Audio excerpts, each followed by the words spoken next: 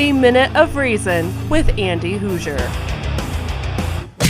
Today, let's bring some reason into the Democrat debate, and more specifically, the last Democratic debate of 2019, as 7 candidates stood on stage for PBS and talked about who could appeal to the blue-collar worker, who was more a victim, and who could give away more free things, and who had the best one-line zinger against President Donald Trump.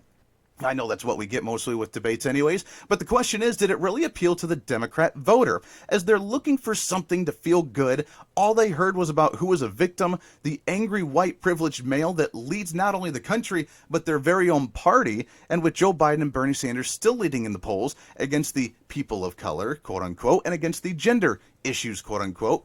with the women on stage. Now, while they went after Mayor Pete Buttigieg for having some kind of fundraiser at a wine cave and talking about appealing to the rich and elite and wanting to relate to the blue-collar worker, it doesn't seem to work, as the Democrats have never been for the blue-collar worker in any way, shape, or form, but yet they fooled people in order to do so. And while they've tried to play the victim and tried to talk about how to stop violence against transgender individuals, as apparently that's the biggest issue in the block today for the United States, they forgot to mention one thing: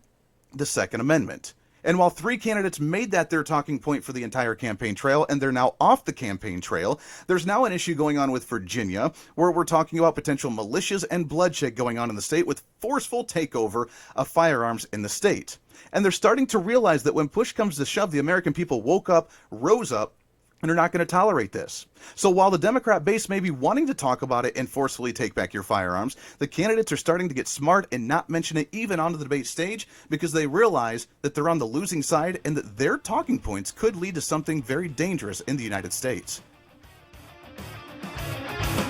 For more great tips and reasonable talk, visit HoosierReason.com.